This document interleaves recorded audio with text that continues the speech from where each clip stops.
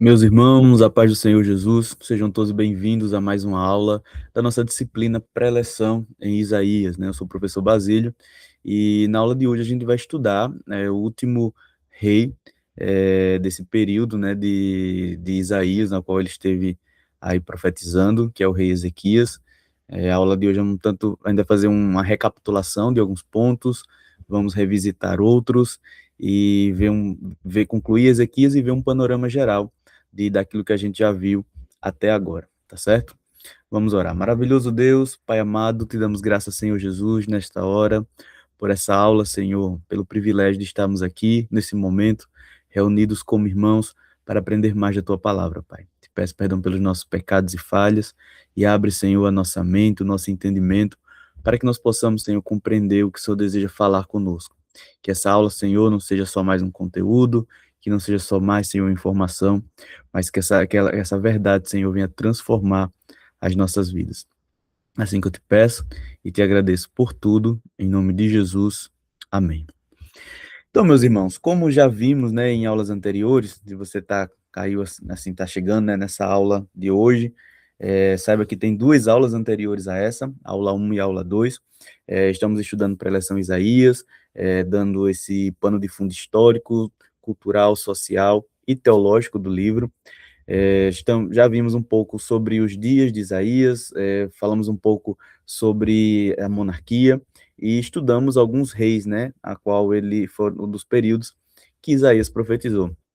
Vimos um pouco do período do rei Uzias, do rei, esse rei terrível que foi, ai meu Deus, fugiu o nome dele agora, que foi Acais, e agora nós vamos estudar o rei Ezequias, tá? O rei Ezequias, o qual foi esse último rei dessa primeira fase do livro. Aí eu vou explicar por quê. Então vamos avançar, vamos entender um pouco como foi o reinado de Ezequias, né? Logo após o seu pai Acais aí morrer e deixar o poder. Um período bem conturbado, foi um período difícil.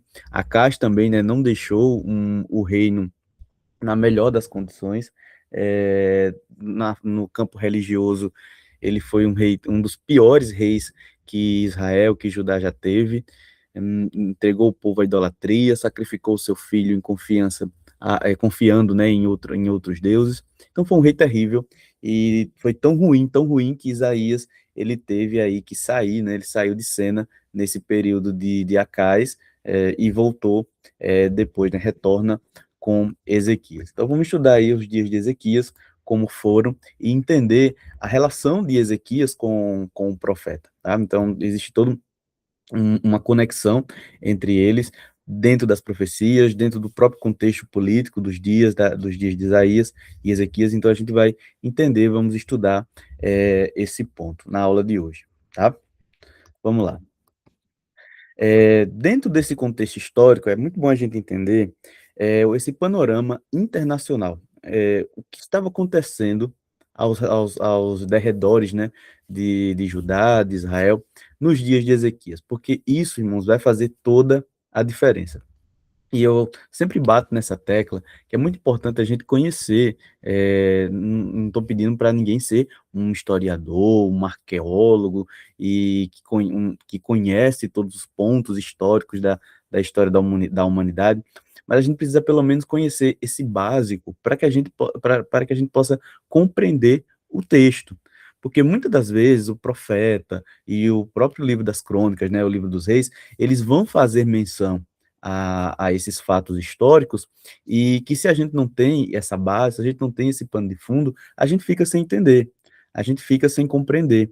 Esses dias eu estava conversando com alunos de outra classe, de teologia, né, de outro curso, e são pessoas que já leram a Bíblia toda, né, a Bíblia toda, várias vezes, a Bíblia em ordem cronológica, a Bíblia na ordem que ela está escrita, já leram algumas vezes, e quando essas pessoas chegam, né, para a aula de teologia, elas têm uma base teológica, elas têm uma base de memorização de versículos, né, de localização de texto muito boa, mas dado às vezes ao cronograma que há, né, que existe para ler o texto, ela somente lê e não se detém, né, para estudar ali, para esmiuçar. E quando elas vêm para uma aula de teologia, que a gente esmiuça, que a gente fala desses pontos, parece que abre um novo mundo, abre uma nova Bíblia para essas pessoas, porque aí as coisas começam a fazer sentido, né? Eu sempre menciono esse exemplo aqui, que eu levei muito tempo para entender o que era Israel, o que era Judá, porque eu lia o texto sagrado, eu via no livro das Crônicas, no livro dos Reis, falando de Israel, falando de Samaria, falando de Judá, falando de Jerusalém, e na minha cabeça isso era uma coisa só e era tudo misturado. Depois, já dentro do curso de teologia, foi que eu vim entender essa divisão, né? Essa divisão de reinos, essa divisão de poder, e mais na frente, na disciplina, quando eu fui ministrar a disciplina de, acho que foi de geografia bíblica, foi que eu me aprofundei, né, nos mapas e tudo mais, foi quando eu comecei a ter uma visão muito mais ampla daquilo que eu tinha, né, de ver o texto e não compreender ele justamente por esses detalhes, né, justamente por esses detalhes. Então, vamos entender um pouco dessa base histórica dos dias de Ezequias, que Ezequias estava vivendo, e esse panorama internacional, tá? Esse período do reinado de Ezequias, que vai aí aproximadamente de 715 a 686 a.C., foi um dos períodos mais turbulentos do antigo Oriente Próximo, tá? Desse antigo Oriente, e a gente vai entender por quê, tá? Não foram dias de paz, não foram dias tranquilos. Ezequias, ele enfrentou várias pressões externas nesse dia. Quando Ezequias, né, ele assume o poder, o Império Assírio, ele estava no seu auge, tá? O Império Assírio foi o império, né, o grande Império Assírio, foi que dominou esse mundo antigo, né, um pouco antes do Império, um pouco antes do Império Babilônico. Na verdade, o Império Babilônico conquistou o Império Assírio. Então, o Império Assírio, no período que Ezequias, amém, meu irmão? Que Ezequias ele assume o poder, ele estava no seu auge.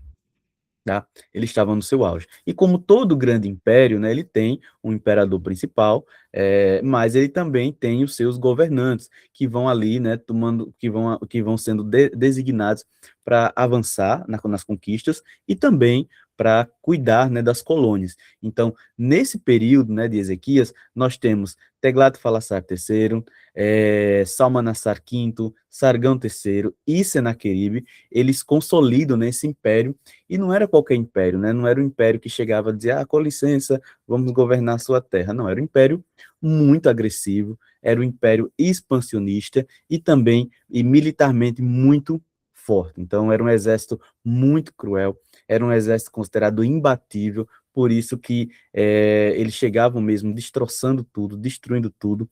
A gente viu o que eles fizeram com Samaria, né, com o Reino do Norte.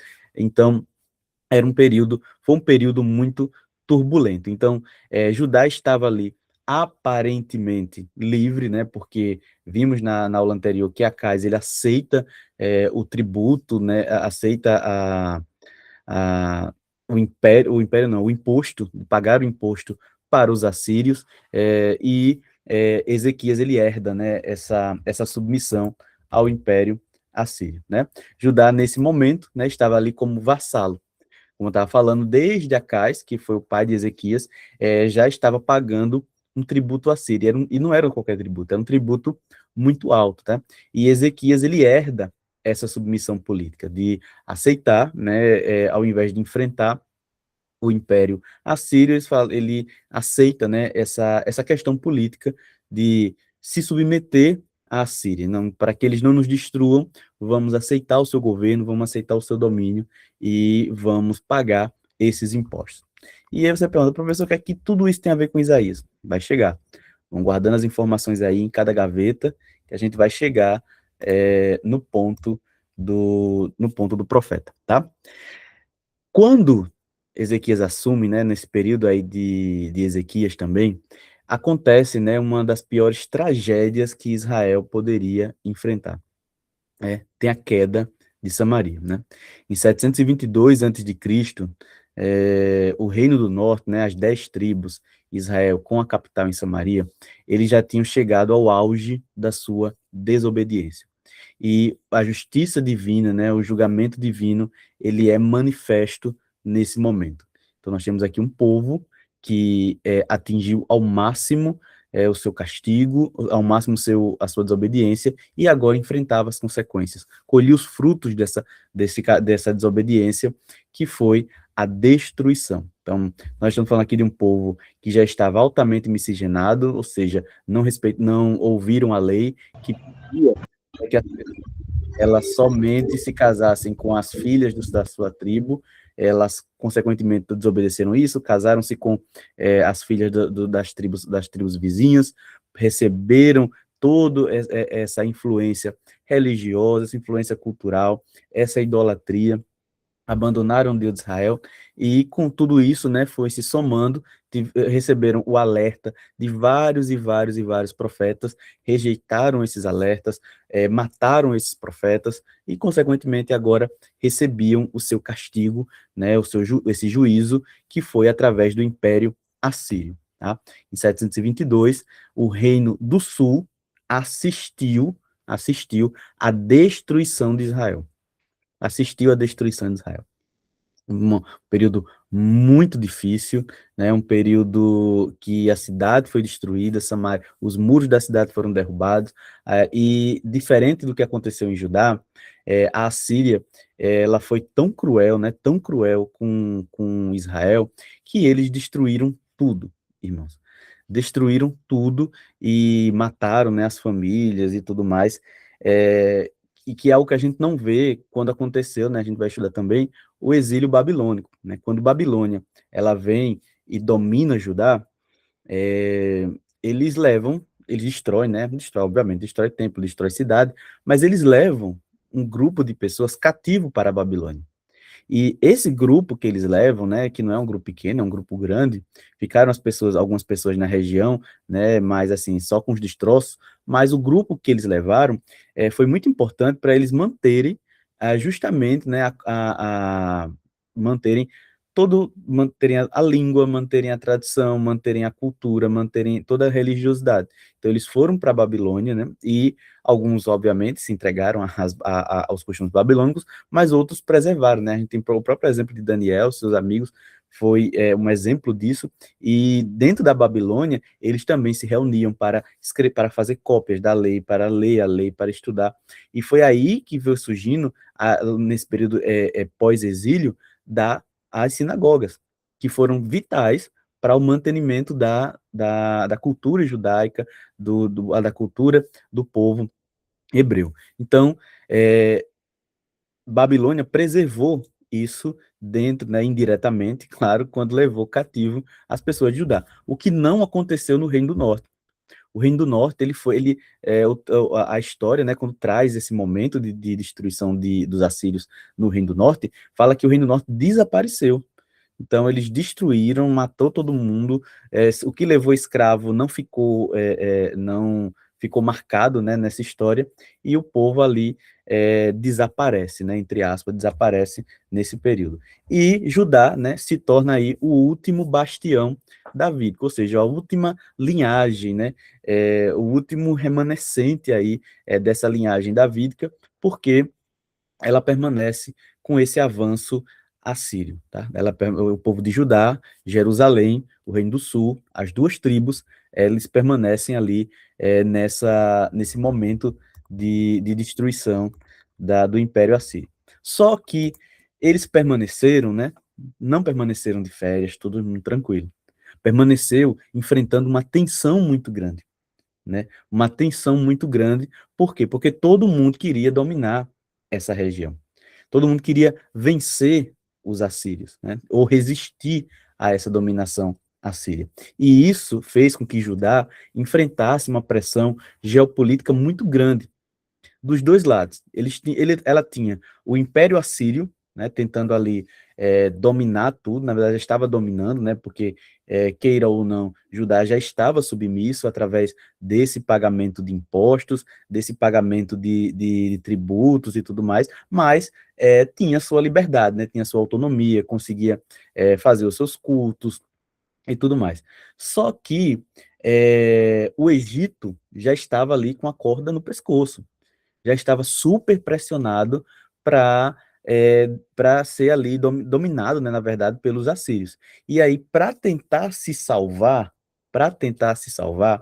eles começam a tentar fazer alianças com Judá, né?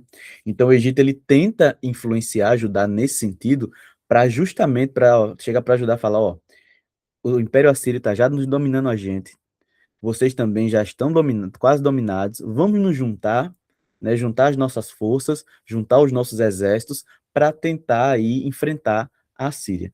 Mas vê só, irmãos, que interessante, né, que ironia do destino. O povo de Israel, né, sai do Egito, né, liberta do Egito como escravo e agora enfrenta, né, a proposta dos egípcios se unirem nesse momento contra a Síria, né? Então é um fato bem interessante da gente refletir e ver, né? E também, né, além, né, de tudo isso, além de todo desse panorama, aí a gente agora volta, né, os nossos olhos para dentro de Judá, né? Já falamos um pouco desse panorama fora, falamos como a situação é, do mundo, né, estava nos dias que Ezequias assume, só que agora vamos olhar para dentro, né? Como é que Acaz deixou o reino? Terrível, né? Cheios de altares idólatras, sacrifícios para outros deuses, a lei já não era lida, as festas já não eram celebradas como eram para ser celebradas. A gente encontra, né, um momento aí de tristeza muito grande, onde, enfim, os costumes já não existiam mais.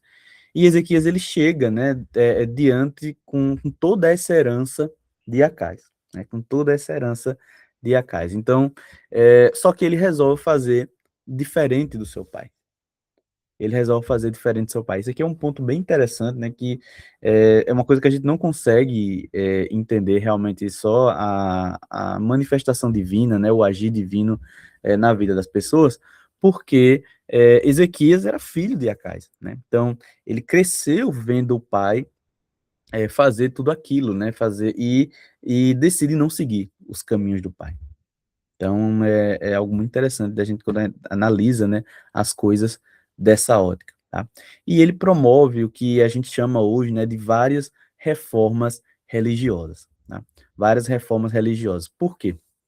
Ah, ele resolve fazer o que a gente chama da purificação do culto, lembrando, né, que nos dias de Acais já existia uma denúncia de Isaías, que o povo celebrava o culto, mas era um culto somente de liturgia, era um culto onde as pessoas elas não entregavam seu coração para ali adorar a Deus. Então a gente tem nesse período de Acais isso. Já nos dias de Ezequias ele promove essa purificação do culto, purificação do templo, e também um ponto bem interessante, perdão, eu estava quase espirrando aqui, bem interessante, que é essa centralização em Jerusalém. A gente lembra que Jerusalém, ele era o centro dos peregrinos, né? Jerusalém era o centro de todo o culto que era prestado a Javé, né? O centro das festas, o centro do culto por conta do templo. E nos dias de Acaz, né, dado todo o descaso que existia, Jerusalém ela tinha perdido essa identidade, né, desse momento de centralização, tá? Por quê? Porque os vários deles já tinham chegado, então era como se o culto em Jerusalém fosse mais um culto, tá? Fosse mais um culto. E Ezequias ele muda isso, né? Ele promove essa centralização também, e um ponto principal, né, na verdade, um dos principais dessa reforma foi a destruição de ídolos. Então, Jerusalém, né, o reino de Judá, estava contaminado de vários ídolos nos dias aí de Acaz. Tinha, como eu falei para vocês, tinha altar em todo canto, tinha adoração em todo canto, adorações a esses outros deuses, e Ezequias ele promove, né, ele promove essa grande reforma. Os fatos, né, dessa reforma, na verdade, a descrição desse reinado, a gente encontra em 2 Reis capítulo 18 e em 2 Crônicas, do capítulo 29 até o capítulo 31. E aqui eu também, mais uma vez, faço bato nessa tecla e destaco isso aqui, irmãos. Quando a gente vai ler os profetas, a gente não tem como não ler os livros históricos que falam dele. É como se a gente estivesse vendo só uma parte da história. Então, quando a gente não vai ver a profecia, mas não está entendendo o problema que aquele rei está fazendo, está gerando, está enfrentando. Né? Então, é muito importante, ó, a gente vai entender, quer entender os dias de Ezequias, a gente vai ver a parte final, né, principalmente a partir do capítulo 33, 34 ali de Isaías, mas para a gente entender a história completa, né, entender a história completa, a gente tem que ir para a Segunda Reis e tem que ir para Crônicas, Segundas Crônicas, para entender os dias que, como foram esses dias de Ezequias. Então, Segunda Reis, Segundas Crônicas, Segunda Reis 18, e segundas Crônicas, capítulos 29 até o 31, a gente tem essa definição, essa descrição de como foi esse período, tá? Eu destaquei esse versículo aqui para ilustrar, né, para trazer como exemplo, mas é importante que vocês vejam o texto completo de como foi, né, um versículo que muito emblemático e que representa os dias de Ezequias, né? Vamos lá, 2 Reis capítulo 18, versículo 5, quem está com a Bíblia, né, pode marcar ou anotar no caderno essa referência, ele diz o seguinte, está falando acerca de Ezequias, tá? Confiou no Senhor, Deus de Israel, de maneira que, depois dele, não houve seu igual entre os reis de Judá, nem entre os que foram antes dele. Então, esse texto, quando eu vi, né, me chamou a atenção, porque, primeiro, pela fé, né, de Ezequias, pela confiança que ele teve no Senhor, e como o filho, ele foi o oposto do pai. Né, como o filho foi o oposto do pai. Enquanto Acais ficou com a fama na história para sempre de ter sido um dos piores reis que o povo de Deus já teve, a gente já tem Ezequias totalmente o contrário, totalmente o revés de ser um dos que mais confiou, né? De uma maneira que não houve igual entre os reis de Judá. Então eu vejo aqui nesse ponto de Ezequias, é, uma mudança, né, uma mudança de rota, né, de 180 graus muito grande. E outro ponto também que eu não mencionei, acho, na reforma que estava aqui, ele, dentro dessas reformas, né, ele restabeleceu a Páscoa, né, a festa da Páscoa, que também já não era celebrada, e ele voltou com essa celebração, tá? E ele voltou com essa celebração, tá aqui. Então, foi um período que Judá enfrentou um renovo, né? Enfrentou, não, na verdade, viveu, né? Enfrentou, dá a impressão que foi uma dificuldade, mas ela viveu um renovo muito grande. Então foi um período de renovação espiritual, né? O templo, ele foi reaberto, o sacerdócio, ele voltou, né? Ele foi reorganizado e celebrou-se uma Páscoa nacional. Então, para vocês verem, né, esse exemplo de Ezequias, como ele mudou a história do povo, né? A história do povo. Quando eu estou estudando, irmãos, toda vez que eu passo por esse texto, né, e que eu chego nesse momento da disciplina entre Ezequias e Acais, não tem como não fazer um paralelo e uma aplicação pessoal dos dias de hoje com relação à liderança, tá? Com relação à liderança. Meus irmãos, é nítido que o povo, ele é um espelho, ele é um reflexo do líder. Se a gente tem uma liderança segundo o coração de Deus, uma liderança disposta a obedecer, disposta a confiar no Senhor, isso reflete no povo. A gente tem um povo vivo espiritualmente, a gente tem um povo que confia no Senhor porque anda nesses passos do líder, né? Anda nesses passos do líder. Quando a gente tem uma liderança que é o contrário, como foi a de Acais, idólatra, profana, pagã, isso reflete no caráter do povo.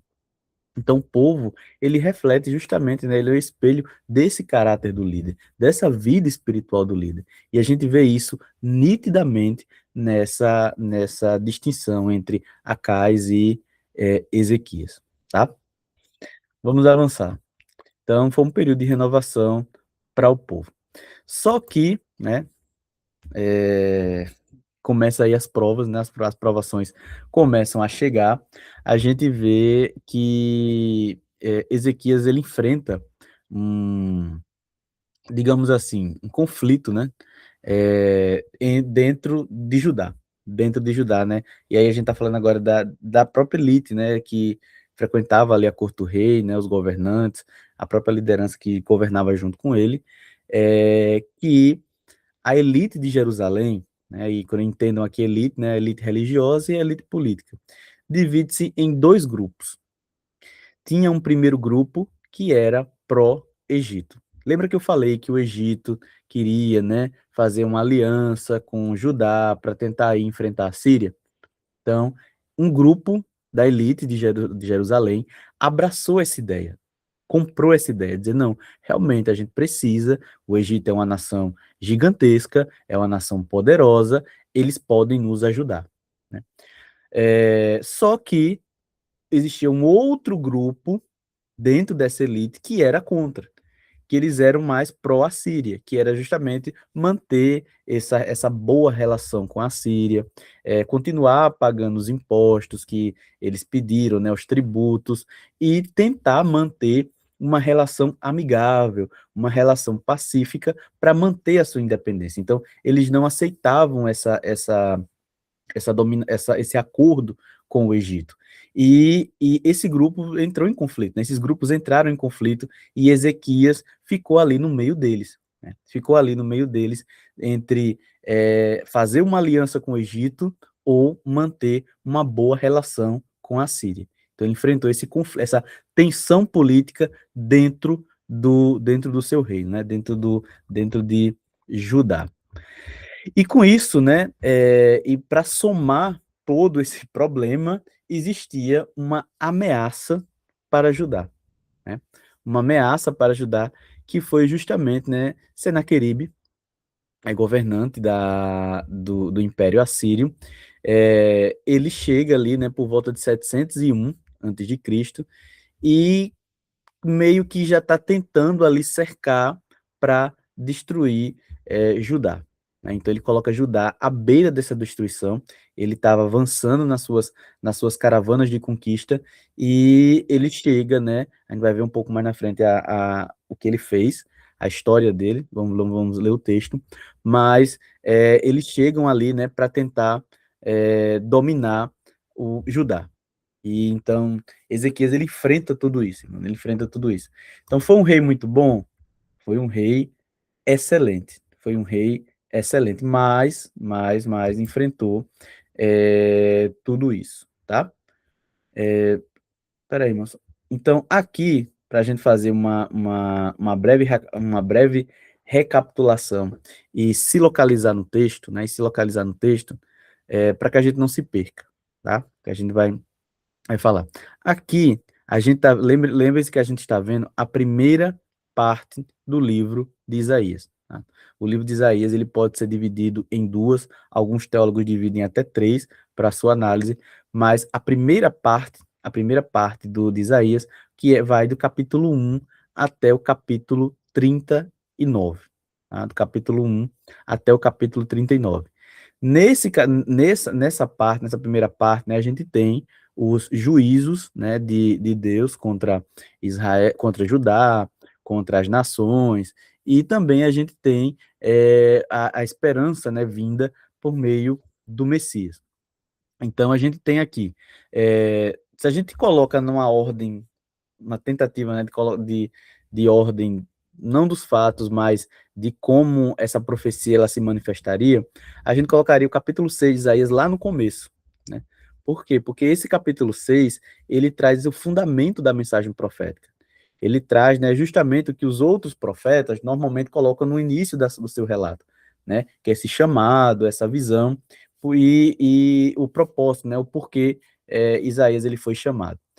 Depois desse chamado, né, que está lá no capítulo 6, a gente volta para o capítulo 1, que aí Deus ele traz esse juízo sobre Judá, né, que vai ali do capítulo 1 até o capítulo 5, que foi aquilo que a gente já estudou nas nossas aulas anteriores, que é aquela corrupção moral, corrupção dos juízes, corrupção do sacerdócio, as injustiças sociais, as balanças fraudulentas, e o culto vazio, né, aquele culto só litúrgico, sem, só de lábios, né, sem o coração. Então, toda essa parte está do capítulo 1 até o capítulo 5.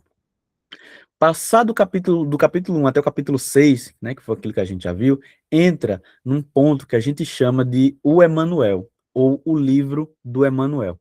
Eu falei um pouco sobre isso brevemente na aula complementar. Se você ainda não assistiu, você precisa assistir. Eu coloquei o link lá no grupo que fala sobre isso. A gente tem, né, eu falei sobre o capítulo 9 de Isaías, que faz parte desse grupo de capítulos que a gente chama de livro de Emanuel, tá? Então, o livro de Emanuel são essas promessas messiânicas, dessa vinda do Messias em meio a essa crise, né, Ciro-efraimita, né? Então, a Síria estava ameaçando dominar Judá e Israel e tudo mais, e então a gente tem essa esperança da vinda do Messias. Então, a gente, do capítulo 7 ao capítulo 12, a gente tem esse bloco de esperança, né, do livro do Emanuel. Passado o capítulo 12, né, do capítulo 13 até o capítulo 23 de Isaías, a gente tem o oráculo contra as nações, a profecia contra as nações. Então, várias nações são mencionadas nesses capítulos, né, são quase 10 capítulos aí, e que traz, né, Deus mostra o que elas fizeram e o castigo delas, né, o porquê de estar vindo esse juízo. Então, nesse período, nesse bloco aqui, do capítulo 13 até o capítulo 23, a gente vê esse Deus que governa, né, essa história nacional, que ele está no controle de todas as coisas, que ele tem o controle de todas as coisas. Então, é muito interessante nesse ponto aqui, né, do capítulo 13 até o capítulo 23. Os capítulos 24 até o capítulo 27, dentro do livro de Isaías, a gente tem, né, o que a gente chamaria, entre aspas, que é um pequeno apocalipse. É o pequeno apocalipse. Por que um pequeno? Porque o apocalipse maior está mais para o fim de Isaías, que nesse bloco textual, né, de 24 até o capítulo 27, a gente tem uma parte, sim, do juízo universal, né, do juízo que Deus trará sobre as nações, mas também fala de restauração, que é uma coisa que me chama muita atenção, não só no profeta Isaías, mas também dentro de todo o profetismo de Israel, que Deus vem com juízo, Deus vem com castigo, mas ele vem também com o consolo, ele vem também com essa restauração. Tá? Não é só o castigo, ele mostra o castigo, mostra o porquê do castigo, mas ele vem com essa restauração. Tá? Passado esse capítulo 27, capítulo 28 ao 33, a gente tem algumas advertências contra alianças políticas. E aqui nesse ponto, né, que a gente vai ver, a gente tem esse conflito que existe dentro de Judá, que queria confiar no Egito, né? Esse grupo dentro da elite de Jerusalém que queria confiar no Egito. E aqui Isaías ele vem com essa profecia, trazendo, né, mostrando na balança, é melhor confiar no Egito ou é melhor confiar no Senhor? Então, esse conflito está aí do 28 ao 33, e do 36 ao 39. Peraí, mano, tá faltando um ponto aqui, que é do 35 e 36. 34, 35. Deixa eu ver se tá aqui na próxima imagem, só um instantinho. Aqui. Peraí. Tá faltando um tópico aqui. Só um instante, tá, irmãos? Só um instante. Cadê esse tópico? Meu Deus. Aqui. Peraí. Ah, tá aqui. Achei. Perdão aqui pela falha técnica.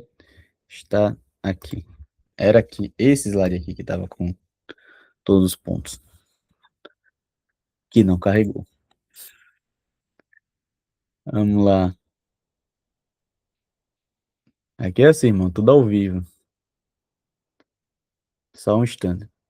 Quando eu tava montando isso aqui, eu vi que tava do 33 até aí faltava o 34, 35. Eu falei, mas rapaz, cadê esse 34, 35? Tá aqui. Aqui. Pronto, agora carregou. Então, do 28 ao 33, né, a gente tava, como eu estava falando, né, foi justamente essa advertência que o profeta deu, colocar na balança, ó, é melhor confiar no Senhor ou é melhor confiar no Egito? Então, ele traz esse alerta para Ezequias e também para o povo. Do 34 a 35, a gente tem o juízo sobre Edom, né, uma das nações inimigas, e também a restauração de Sião. Tá? São dois capítulos que mostram também esse contraste, né, do juízo das nações, da restauração de Sião. E do 36 até o 39, que é o foco, né, da nossa aula de hoje, é a história de Ezequias. Né? É a história de Ezequias, que é essa narrativa teológica que encerra a parte 1. Então, todas as vezes, irmãos, agora que vocês estiverem estudando o profeta Isaías, guardem essa informação. A gente pode estudar o livro do profeta Isaías de duas óticas, de duas perspectivas, né? Estudando em dois blocos. Inclusive, as pessoas fazem até essa comparação, né? Ah, Isaías é uma mini Bíblia, do capítulo 1 até o capítulo 39 é o Antigo Testamento, do 40 até o 66 é o Novo Testamento. Bem, se quiser fazer esse para ilustrar, pode fazer, né? Mas com relação a conteúdo, né, a bloco de conteúdo, a gente enxerga dessa forma. Por quê? Porque se você tiver com a sua Bíblia aí, você vai ver uma diferença muito grande, né, uma diferença radical de mudança de texto do capítulo 40, 39 para o capítulo 40. Tá? Você lê o finalzinho do 39, se tiver aí na sua Bíblia, e você for para o 40, muda totalmente não só a linguagem, né, a forma de falar, como também o foco da profecia. Né, o foco da profecia. Até o 39, a gente vê juízo, castigo, denúncia e tudo mais. Do capítulo 40 em diante, a gente já vê consolo, promessa, restauração, perdão. Então a gente vê que muda bastante o tom, né, que Isaías ele usa nesse ponto, tá? Inclusive, né, existe uma crítica muito grande com relação à autoria de Isaías por conta disso, né? Principalmente os mais críticos, eles falam, ó, como é que Isaías ele escreveu tudo isso, né? As pessoas a querem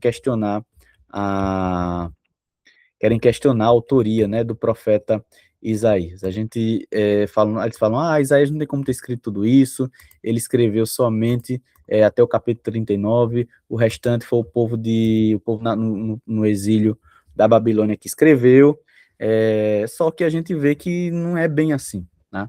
Existem vários pontos que mostram, né, que apontam, que comprovam a autoria única, né, de Isaías dentro desse livro.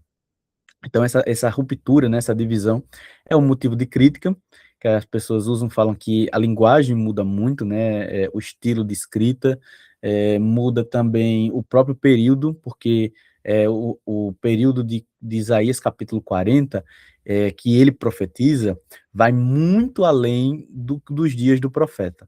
Tá? Explico. Depois da morte de Ezequias, né, a gente vê em Manassés que a tradição judaica acredita que quem matou Isaías. Só que do capítulo 40 em diante, não traz a profecia dos dias de Manassés e tudo mais, não. Isaías capítulo 40 até o 66 é uma mensagem de consolo para o povo que está na Babilônia, né, para o povo que está ali na Babilônia, já prestes, que sofreu tudo o que sofreu, que está prestes a sair. Né? Então a gente tem um consolo ali para exílio pós-exílio. E isso, né, esses dias estão muito à frente dos dias de Isaías, muito à frente dos dias de Isaías. Então existe essa crítica em cima desse ponto, falam que como é que o profeta ele profetizou sobre algo que ele não viveu. Mas, irmãos, isso isso é exatamente o chamado do profeta, profetizar além do seu tempo. É trazer, né, o oráculo divino para dias além do seu tempo, né? Então esse argumento, quando a gente vai para a profecia, ele derruba. Com relação ao estilo de escrita, né, o estilo de escrita é um ponto, bem, quando a gente vai para a língua original, né, para as línguas originais, é um ponto que a gente precisa considerar. Por quê? Porque a forma de escrever muda muito, né? Muda. O que é a forma de escrever, irmão? São as palavras, o estilo, o jeito de escrever. muda entre o capítulo 39 e o capítulo 40. Só que isso também se explica, né? Só que isso também se explica. Os biblistas, né, e os estudiosos da língua, eles dizem o seguinte: todo mundo que escreve, né, todo mundo que escreve evolui, evolui a sua escrita, tá? Vou explicar. Se você pegar um texto que você escrevia lá no começo, quando você estava na escola, você escrevia de uma forma, né? O seu mundo, as informações que você tinha naquela época, né? O contexto que você vivia, fazia com que você escrevesse de um jeito. O que aconteceu? Você cresce, né? Você amadurece, você lê novos livros, faz novos cursos, estuda novas coisas, e o texto, a forma que você escreve, muda completamente comparado aos textos, os seus primeiros textos que você fazia, aquelas redações, né? Ou aquele dever que a professora pedia para copiar, muda completamente. E isso se chama maturidade literária. As pessoas que escrevem, né, quem escreve, quem costuma escrever texto e tudo mais, elas amadurecem, a maneira de escrever delas muda com o passar dos anos. Então, quando a gente analisa isso pela perspectiva de Isaías, Isaías também não está imune a isso. A gente tem um Isaías mais jovem, no seu chamado, que escreveu, né, aquilo que escreveu, toda a profecia divina, e mais na frente, principalmente nesse período aí que ele se afasta no reinado de Acais, que ele volta ali no período de Ezequias, a gente tem um outro Isaías, um Isaías bem mais maduro, experimentado, que traz essas informações, que traz, né, toda uma bagagem, uma carga que seria totalmente capaz de escrever o texto que escreveu. Então, o argumento da mudança do estilo de linguagem, ou do estilo de escrita, entre o capítulo 39 e 40, ele pode ser explicado dessa perspectiva, né? A maturidade do profeta fez com que o texto mudasse, né? Mudasse nesse sentido de conteúdo e de estilo. Então, é um argumento que a gente utiliza contra a crítica do autor do profeta, do autor, da autoria de Isaías, né? Existe essa teoria que Isaías não escreveu tudo, e dentro disso eles usam esses argumentos, né? Que inclusive existe um proto-Isaías, que é justamente esse texto que foi adicionado posteriormente e que não faz parte, né, do profeta e que ele juntou. Só que isso a gente sabe quando a gente olha para dentro, olha para a teoria, sim, é uma teoria que se levanta e tudo mais, mas a gente vê é uma teoria muito frágil, é uma teoria muito frágil por conta desses argumentos que eu falei para vocês, né? Eles usam esses pontos que eu mencionei, a mudança, o jeito, as palavras que ele usa, o estilo de linguagem, o período, né, da profecia, que é muito longe dos dias de Isaías, só que existem outros argumentos também a favor, que justamente entram, né, nesse ponto de combater essa teoria, tá certo? Então vamos lá, vamos avançar no nosso texto, vamos avançar aqui no nosso período. A atuação de Isaías, né, nos dias de Ezequias, né, a atuação de Isaías nos dias de Ezequias. Então, agora vamos propriamente dito, né, demos esse panorama dos dias de Ezequias, como ele estava mais ou menos ali vivendo, né, e agora a gente vai avançar para a relação que ele teve, né, direta com o profeta. Então vamos lá. Com relação a conselheiro espiritual do rei, né? Isaías, ele, diferente de Acais, que não dava ouvidos, né? Isaías, Ezequias, ele quer escutar o profeta, né? Ele quer escutar o profeta, e em algum dos momentos, ele chama o profeta, diante do desespero, ele chama o profeta. Ele chama o profeta para realmente assim, entender, para consultar, para perguntar para o profeta como ele iria sair dessa situação, como ele iria viver esses dias. Então, Isaías, né, ele exorta Ezequias naquele conflito do Egito, né, que existia aquele grupo pró-Egito para que o povo voltasse, né, ou fizesse aliança com o Egito. Ele fala para não confiar no Egito. Tá? Ele fala para não confiar no Egito. E do capítulo 30, né, e o capítulo 31 registram justamente essa exortação direta para Ezequias. E não só para Ezequias, mas também para o povo de Judá, porque também tem isso. quando a liderança, né, ela começa a se desviar, ela vai levando o povo junto. Então, o grupo que estava pró-Egito já estava conquistando um apoio popular para confiar no Egito também. Então, ele falou, ó, não é para confiar no Egito, não é para buscar ajuda militar no Egito.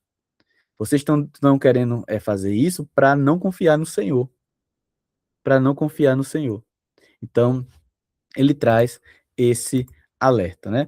E vamos ler esse texto de Isaías 30, do versículo 1 até o versículo 3, para a gente entender esse panorama, né? Vamos lá, Isaías capítulo 30, dos versículos 1 até o versículo 3, diz assim a palavra do Senhor: Ai dos filhos rebeldes, diz o Senhor, que executam planos que não vêm de mim, e fazem alianças sem o meu espírito, para acrescentar pecado sobre pecado, que descem ao Egito sem me consultar, para se refugiarem na força de Faraó e confiarem na sombra do Egito.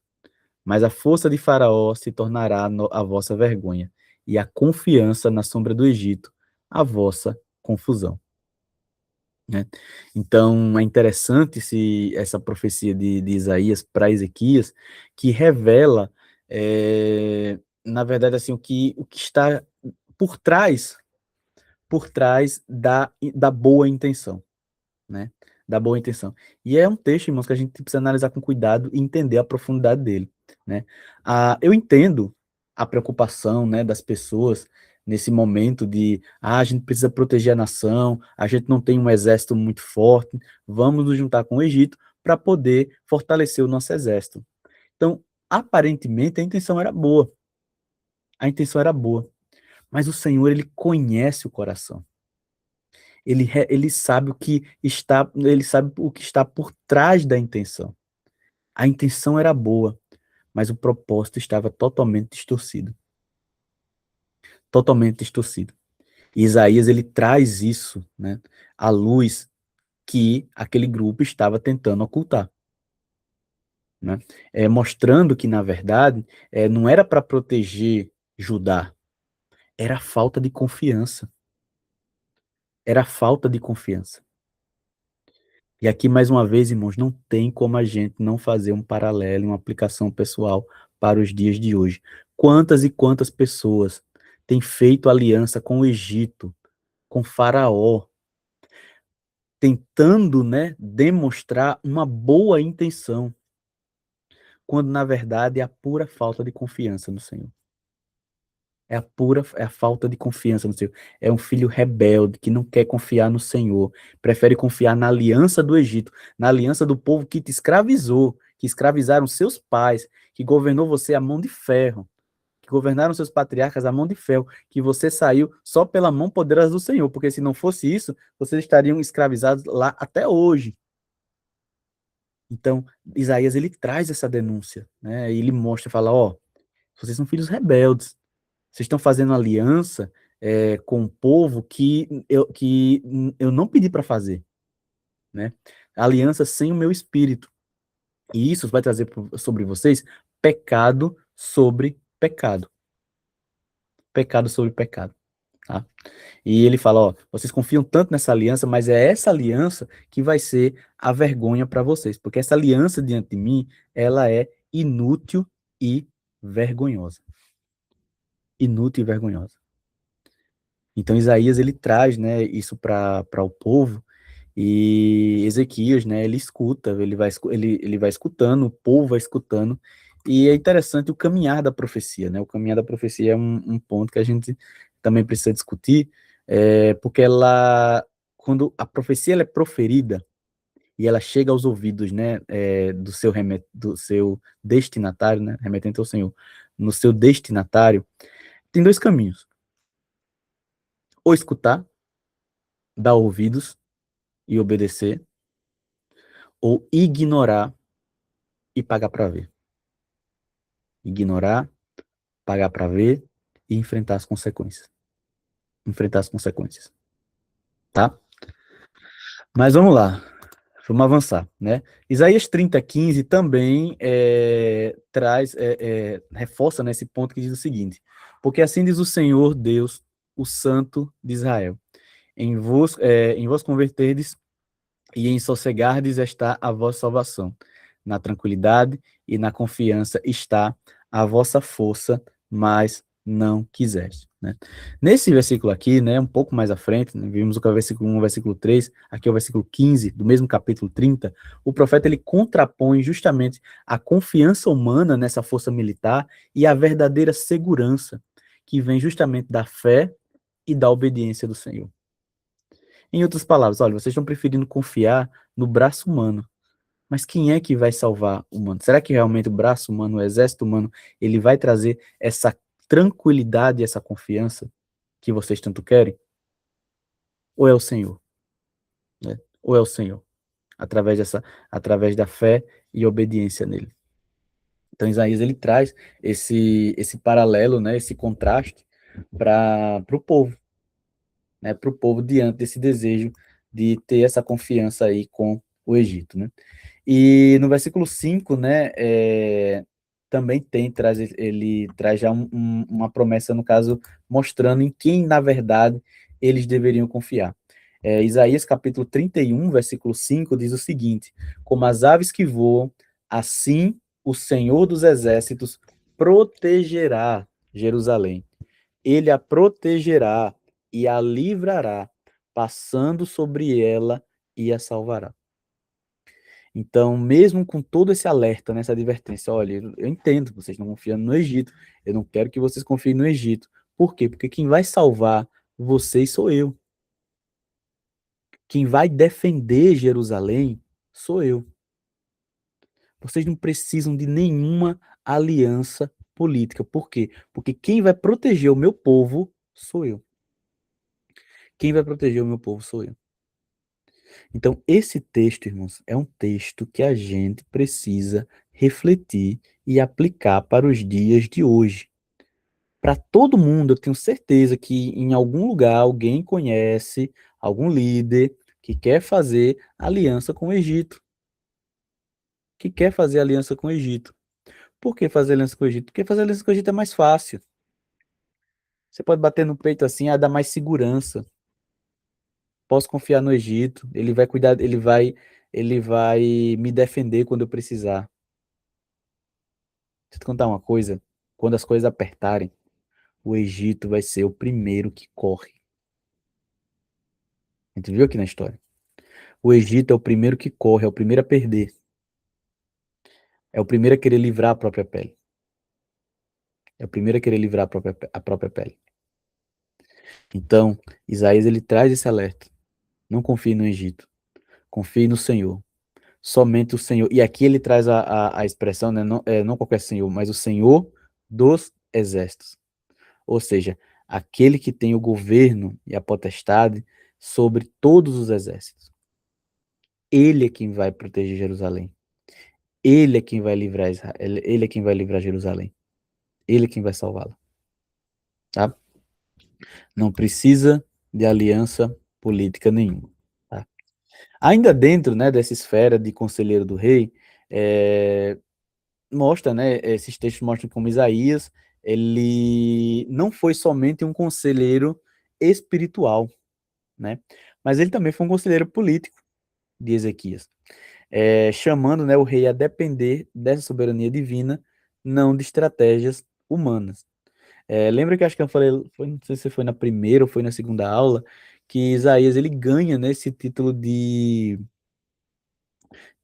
profeta político, era um título mais ou menos assim, justamente esse envolvimento do profeta com essas questões políticas. Tá? Mas aí você pergunta, mas por que, professor? Porque essas questões políticas envolviam diretamente o povo de Deus e revelavam onde o povo estava colocando a sua fé e a sua confiança. Então Isaías ele traz aqui, né, para Ezequias, mostrando, olha, se é para confiar no Senhor, a gente tem que confiar no Senhor por inteiro. Não adianta ajeitar tudo isso, fazer toda essa reforma, se quando as coisas apertarem, ficarem difíceis, vocês vão confiar em outra nação, em outro rei, em outro Deus. Lembrando que o faraó, né, irmãos, egípcio, para eles era um Deus, né? Para eles era um Deus. Então, o povo de Deus estava colocando a confiança num outro Deus. ao invés de colocar a confiança no Deus de Israel. Tá? Então, a liderança egípcia era vista como uma divindade. Então, Isaías ele traz, né, à tona esse ponto, dizendo: ó, vocês não podem confiar nele, não podem confiar nele. Então, ele tem esse envolvimento político, né, dentro dessa,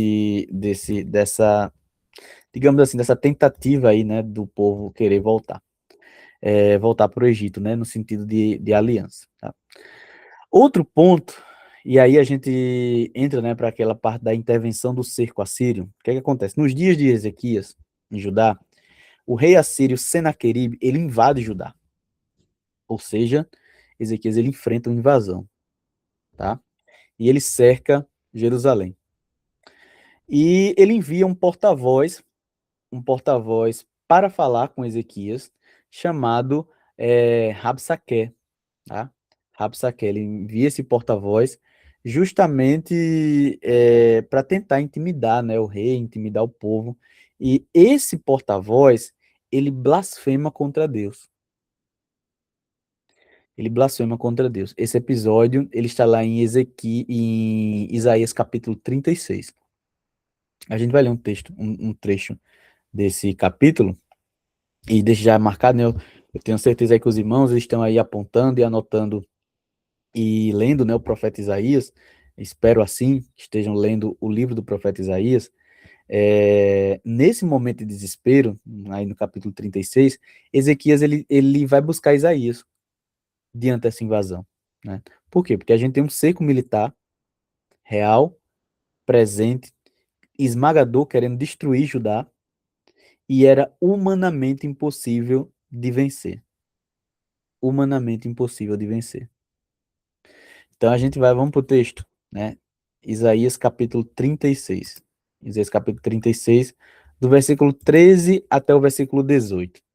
Vamos entender aqui, né, o que esse filho de Belial disse para Isaías, para o rei e contra Deus, né? Isaías 36, 13 a 18, diz assim a palavra do Senhor. Rabsaqué, pois, se pôs em pé e clamou em alta voz em judaico. Olha que atrevido. Ele sabia falar a língua dos judeus, de Judá na época. E disse: ouvi as palavras do grande rei, do rei da Síria. Assim diz o rei: não vos engane, Ezequias, porque não vos poderá livrar. Nem tampouco Ezequias os faça confiar no Senhor, dizendo: infalivelmente nos livrará o Senhor, e esta cidade não será entregue nas mãos do rei da Síria. Não deis ouvidos a Ezequias, ó. Ele está falando aqui, né, que só para contextualizar, num discurso público que as pessoas deixassem de confiar no rei, justamente deixassem de confiar no Senhor, porque a Síria ia destruir tudo, tá? Então ele está aqui gritando, esbravejando para o povo escutar ele, né? Então, voltando, ele diz o seguinte, versículo 16: não deis ouvidos a Ezequias, porque assim diz o rei da Síria: aliai-vos comigo e saí a mim, e coma cada um da sua vide e da sua figueira, e beba cada um da água de sua cisterna, até que eu venha e vos leve para uma terra como a vossa, terra de trigo e de mosto, terra de pão e de vinhas. Não vos engane, Ezequias, dizendo: o Senhor nos livrará. Porventura, os deuses das nações, aqui para mim que foi o insulto e a blasfêmia, livraram cada um a sua terra das mãos do rei da Síria. Vê só esse texto, irmãos. Vamos contextualizar aqui. A gente tem aqui não o rei, mas um porta-voz do rei, esbravejando para todo mundo escutar que não confiem no rei Ezequias e que o rei Ezequias está colocando a sua confiança num Deus que, que é qualquer um Deus. Por quê? Porque os demais deuses das demais nações que a Síria venceu, nenhum deles respondeu. Está entendendo a gravidade disso aqui? Ele coloca o Senhor dos Exércitos, o Deus Jeová, no mesmo saco de farinha dos demais deuses das demais nações. Fala, ó, vocês estão pedindo aí, em outras palavras, vocês estão pedindo aí para confiar nesse Deus, mas a gente já enfrentou outras nações maiores que Israel. E os deuses dessas nações não puderam livrá-los livrá-las das mãos do rei da Síria. Ele termina, o discurso é maior, tá, irmão? Ele fala mais coisa, mas nessa perícope aqui, nessa porção do texto, a gente tem essa, esse local. Ó, o irmão você está perguntando, esse porta-voz escolheu um local específico? Sim, ele estava em Jerusalém, tá? Ele estava em Jerusalém e ele fala justamente para o rei e para, digamos assim, para a corte, né? Para os conselheiros que estavam ali o escutando. Então a gente tem esse porta-voz trazendo, né, fazendo tudo isso e blasfemando, dizendo, olha, vocês podem aí querer confiar, mas não adianta não, porque o rei da Síria, né, a mão do rei da Síria é muito mais poderosa do que todos esses deuses, incluindo o seu Deus. Então a blasfêmia que ele usa aqui, né, é essa. Então, né, Ezequias, obviamente, irmãos, desesperado, vai procurar Isaías, dizendo, ó, o cerco tá fechado, vão tomar tudo. E agora? O que é que a gente vai fazer? E aí vem a resposta de Isaías, né? Deus intervém. Deus intervém.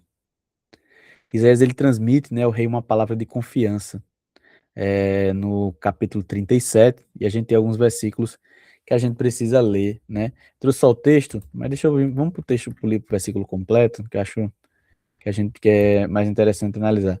Ele vem com essa Isaías 37:6, né? Não temas por causa das palavras que ouvistes.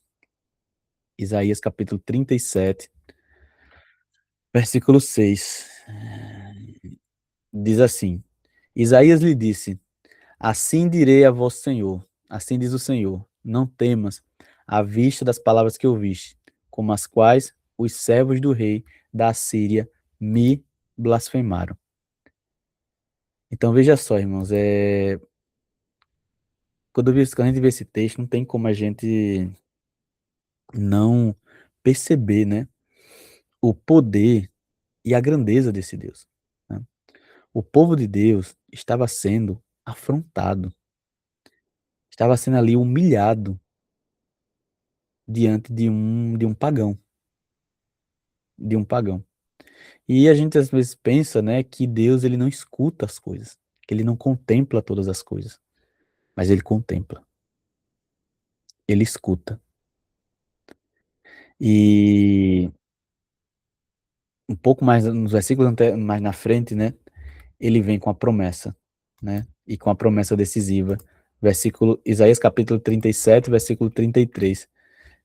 Diz assim a palavra do Senhor: Portanto, assim diz o Senhor acerca do rei da Síria: Não entrará nesta cidade, nem lançará nela flecha alguma. Tampouco virá perante ela com escudo ou levantará trincheiras contra ela. Pelo caminho, versículo 34, pelo caminho por onde vier, por este voltará, porém nesta cidade não entrará, diz o Senhor. Amém. Veja que promessa gloriosa. Esse inimigo, pelo caminho que ele está vindo, ele voltará. Ele vai tomar a mesma rota, o mesmo caminho que ele veio para lhe afrontar, ele vai voltar. Ele não vai entrar nessa cidade. Ele não vai destruir aqui. E que promessa gloriosa, irmãos. Como é bom confiar nesse Deus. Como é bom confiar nesse Deus. Como é maravilhoso confiar nesse Deus. E vem a resposta, entendeu? Até agora aqui a gente tá só na promessa. A gente tá só na promessa. Mas vem a resposta, tá? Vem a resposta, né? Senaqueribe, né? Ele não lança, ele não dentro dessa essa promessa, né? Que Isaías traz, ela tem três pontos principais que a gente precisa analisar. O primeiro, ele fala que, já falei para vocês, né, que Senaqueribe ele não vai conquistar a cidade, ele não vai entrar, o mesmo caminho que ele entrou, ele vai voltar. E esse argumento a gente encontra no versículo 33, quando ele fala que ele não lançará flecha, não levantará escudo, não construirá rampas de ataque, tá? Deus defenderá a cidade, né? Eu defenderei essa cidade para salvar por amor de mim e por amor de Davi. Ou seja, a salvação não vem de uma estratégia militar, até porque Israel nem tinha exército suficiente para destruir os assírios, né? Mas vem da fidelidade de Deus à sua aliança. E aqui é a parte mais a que eu acho forte nesse texto, né? O rei assírio voltará pelo caminho por onde veio. Pelo caminho por onde veio, por esse voltará. Por esse voltará. Amém? E vem aqui o juízo final dessa, dessa intervenção, né? A intervenção miraculosa. O texto ele relata, né, que o anjo do Senhor destruiu grande parte do exército assírio durante uma noite. Isaías capítulo 37, mesmo capítulo, versículo 36, diz assim: Então saiu o anjo do Senhor e feriu no arraial dos assírios a 185.000 homens. E quando se levantaram pela manhã cedo, eis que todos estes eram corpos mortos. Aleluia. Amém. Irmãos, tem noção do poder do anjo do Senhor? Em uma noite, 185.000 pessoas foram mortas. Meus irmãos, 185.000 pessoas é muita gente, tá? É muita gente. E o resultado, né, quando no dia seguinte que viram todos esses soldados mortos, o cerco ele termina, né? Senaqueribe ele retorna para onde? Retorna para onde? Retorna de onde veio, vai para Nínive, volta para Nínive, capital do Império Assírio, né? E mais tarde, a sentença final, versículo 38. E sucedeu que, estando ele prostrado na casa de Nisroque, seu Deus, Adrameleque e Serezé, seus filhos, o feriram à espada. Escaparam para a terra de Ararat, e Esaradom, seu filho, reinou em seu lugar.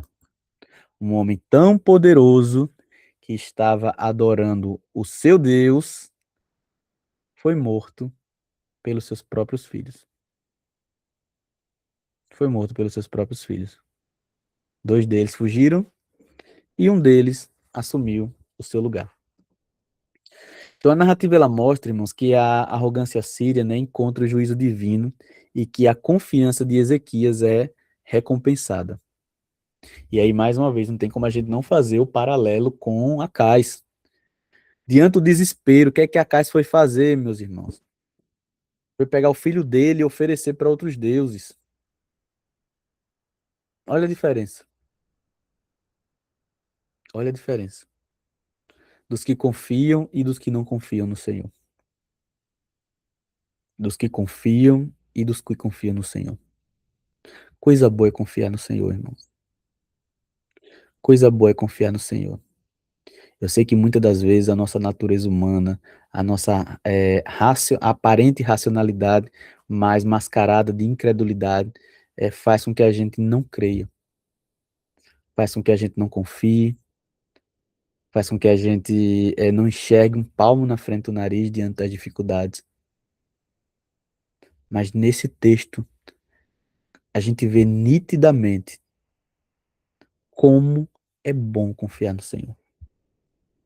Como é maravilhoso confiar no Senhor.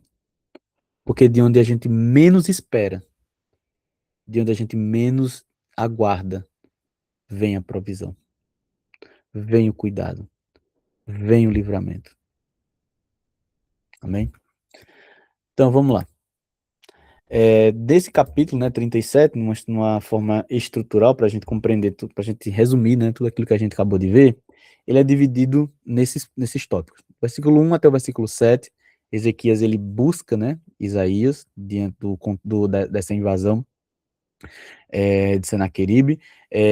Senaqueribe envia, né, essa nova ameaça, de vez do versículo 8 até o versículo 13, e aí vem a oração, né, de Ezequias, clamando ali por esse socorro, e vem o oráculo de Isaías, que é justamente essa profecia falando que Deus vai livrar e que vai livrar o seu povo.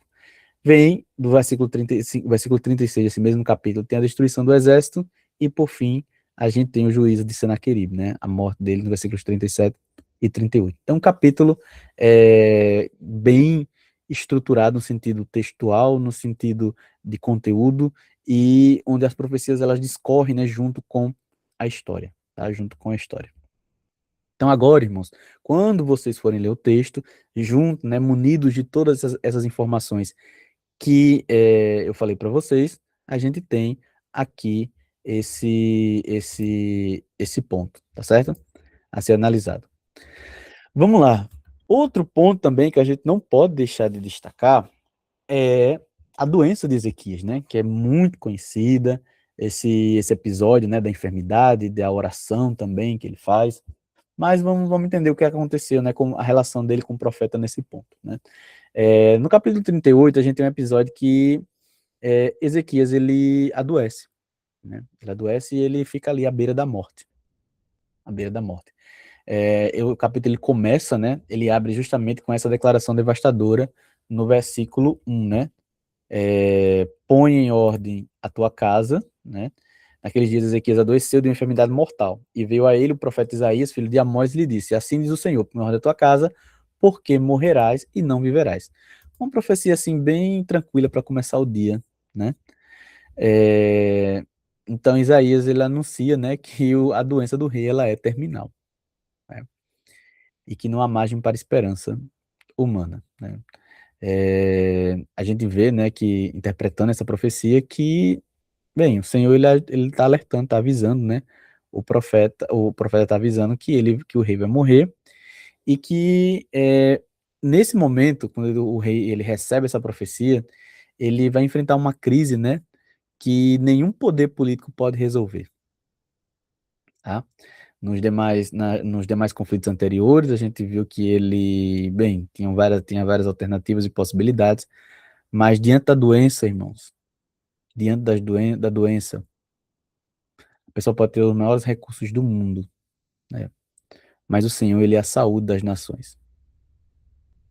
Ele é a saúde das nações, né? Ele quem dá a vida.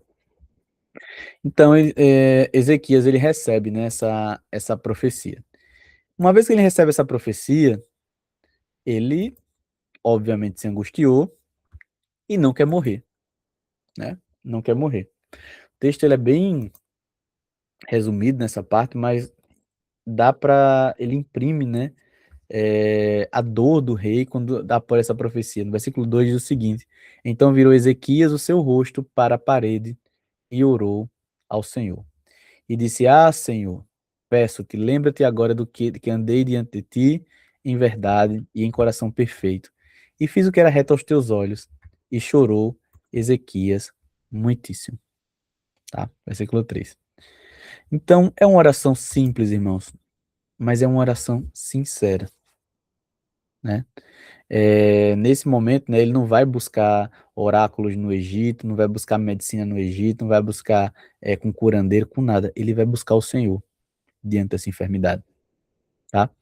E aí o choro, né, nesse momento expressa essa vulnerabilidade e essa dependência total do rei Ezequias. E aí vem a resposta, né? O versículo 4, né? Então veio a palavra do Senhor a Isaías dizendo, ou seja, vai e diz a Ezequias, assim diz o Senhor, o Deus de Davi teu pai, ouvi a tua oração e vi as tuas lágrimas. Eis que acrescentarei aos teus dias 15 anos. 15 anos. Olha que interessante, irmãos. Bem, a gente vê, né, aqui o rei numa possibilidade de descansar, né? De descansar. A enfermidade chegou, fala, ó, põe em ordem a tua casa, tô dando oportunidade para você se organizar, e, bem, você vai dormir agora o sono dos justos, né? Mas o rei, ele escolhe um caminho diferente. Ele escolhe clamar ao Senhor, pedindo ali misericórdia que ele cure, né, desse momento. E aí o Senhor dá um acréscimo, né, cura e dá um acréscimo aí de 15 anos.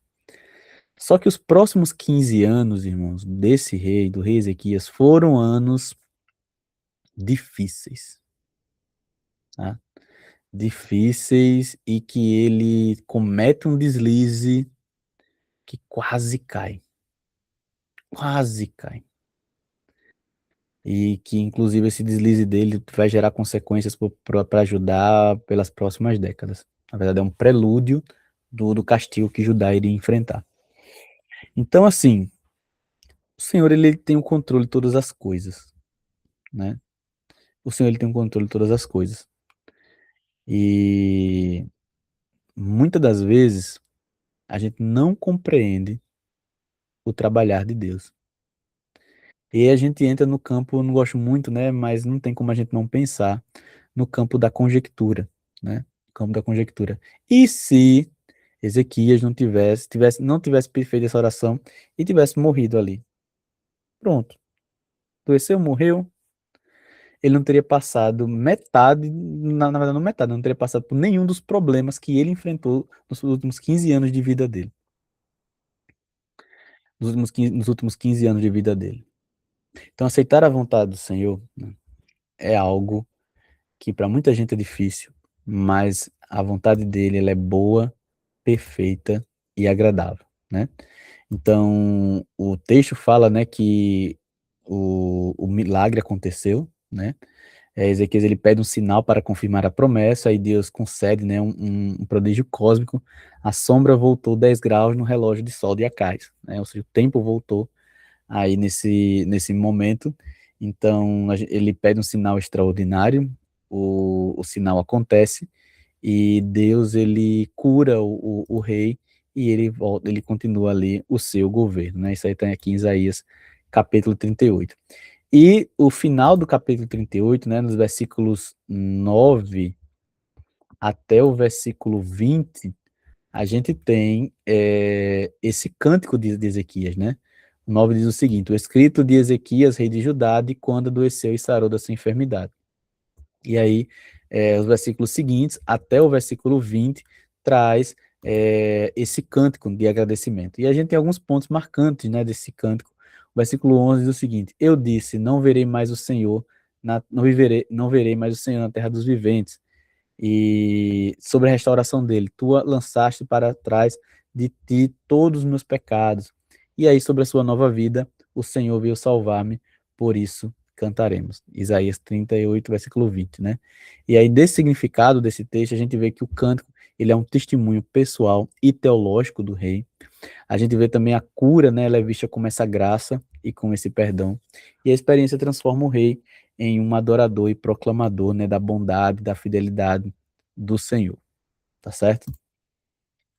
Tem mais coisa do profeta de Ezequias? Tem, meus irmãos. Eita, tem, viu? Poderia não ter? Poderia não ter. Ele poderia ter sido guardado no meio do sono dos justos. Mas aí ele resolveu pedir, né? O Senhor resolveu atender. E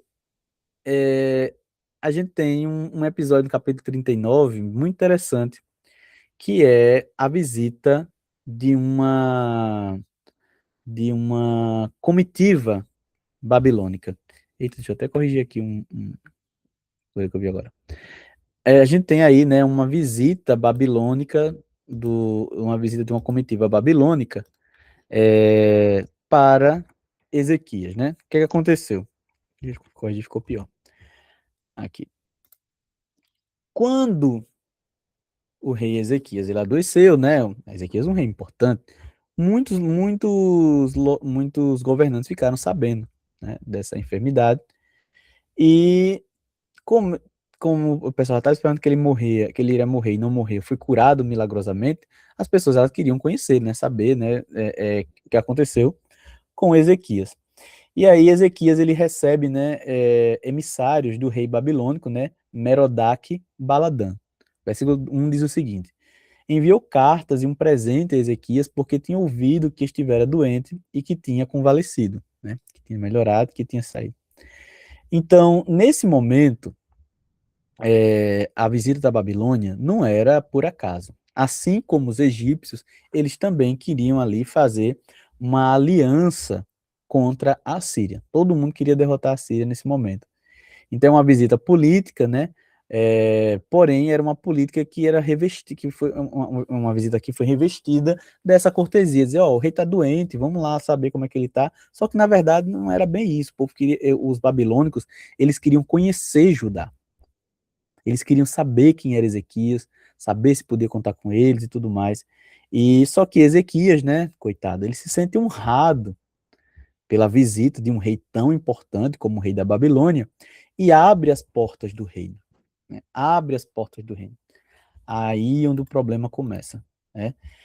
O texto, né, no versículo 2 destaca que diz o seguinte: Ezequias, cadê o versículo, capítulo 39?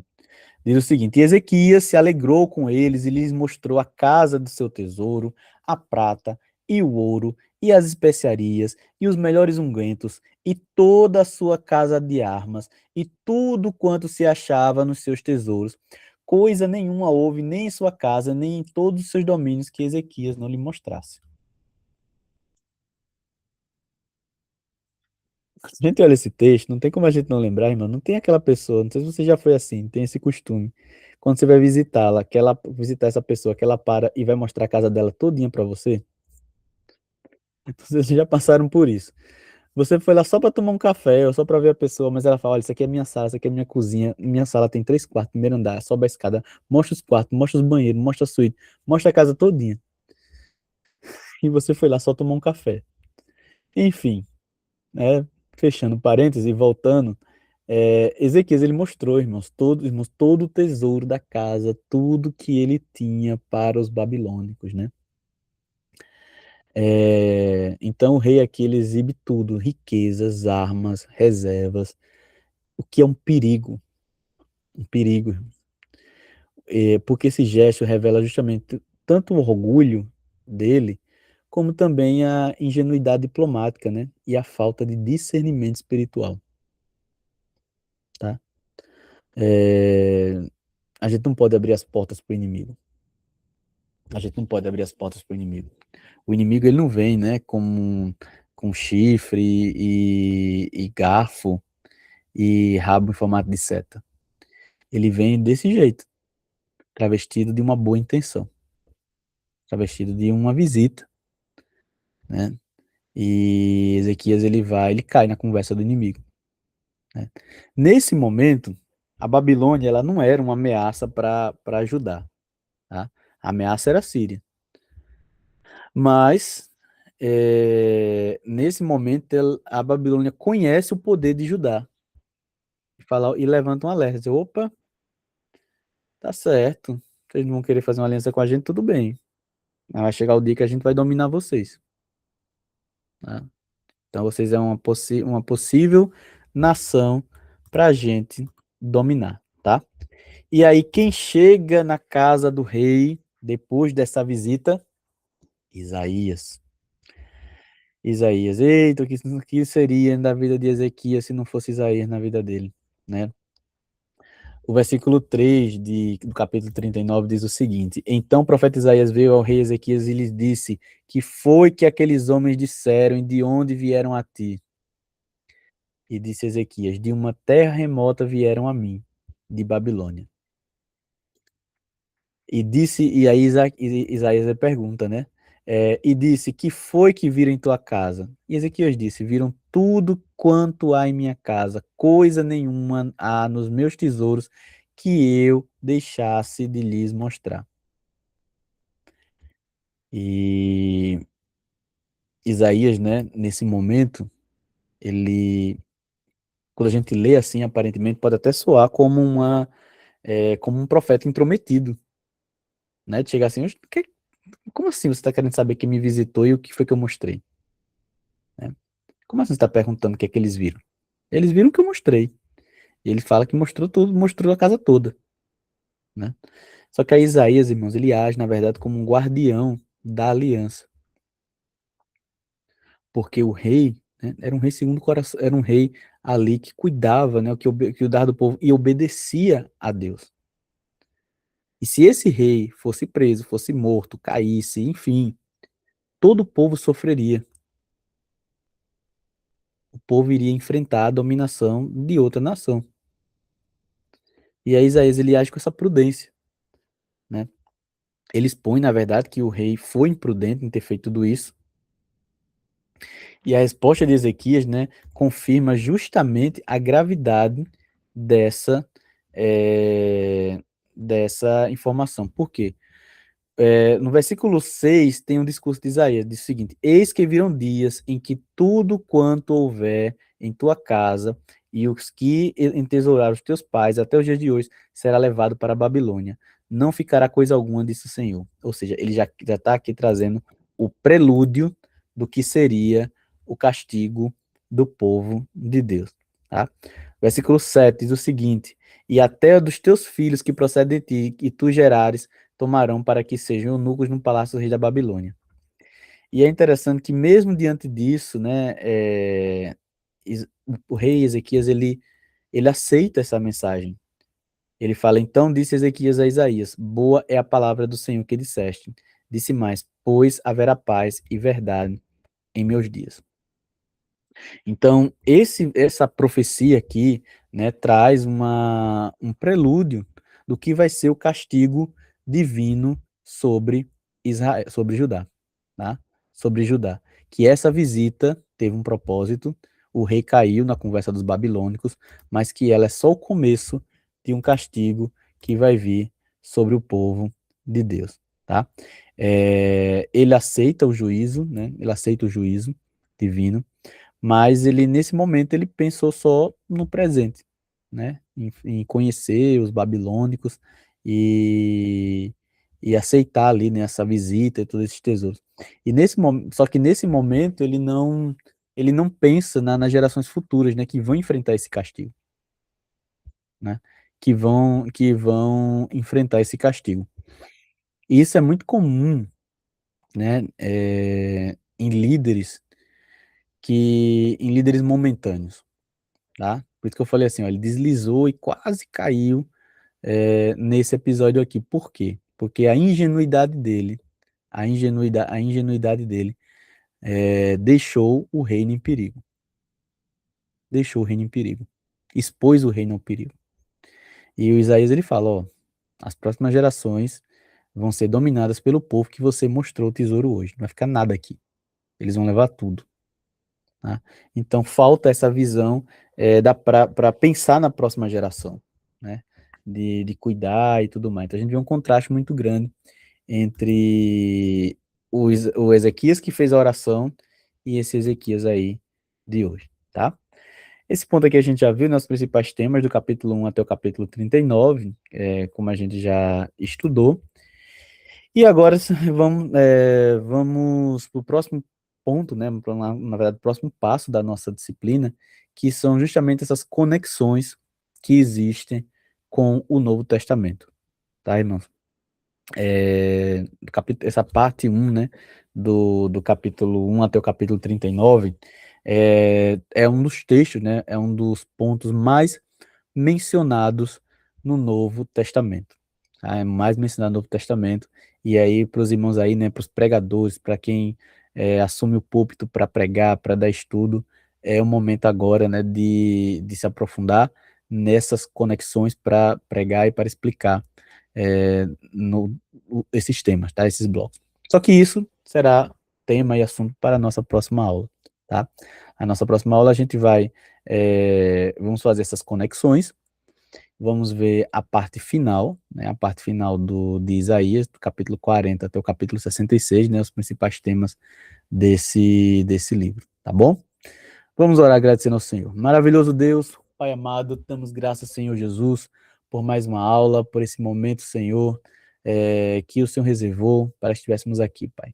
Te peço nessa hora uma bênção especial para cada um dos teus filhos que estão vendo essa aula aqui ao vivo, Senhor.